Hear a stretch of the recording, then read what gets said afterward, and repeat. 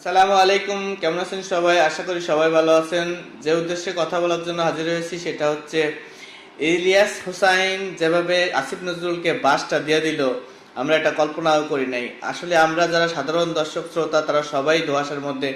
আসলে কি হচ্ছে, আসিফ নজরুল কি যেগুলা ইলিয়াস হোসেন ক্লেম করছে সেগুলো আদৌ সত্য কিনা, আর যদি সত্য হয়ে থাকে তাহলে কিভাবে আসিফ নজরুল এখনো উপদেষ্টা হয়ে থাকতে পারে? এটা আমাদের সবারই কোশ্চেন। আসিফ নজরুল স্যারের সাথে আমাদের অনুরোধ, অবশ্যই তিনি তার বিষয়টা খোলাসা করবেন এবং যেটা কল্যাণমুখী যে কাজ সেটা আরো বেগবান করবেন। আমাদের যে এই গণবিপ্লব সেটা যেন কোনোভাবেই বেহাত না হয়ে যায়। আমাদের যেটা সাধারণ জনগণের চাওয়া পাওয়া সেটা কিন্তু এখনো আমরা সামনে কিছুই দেখি নাই।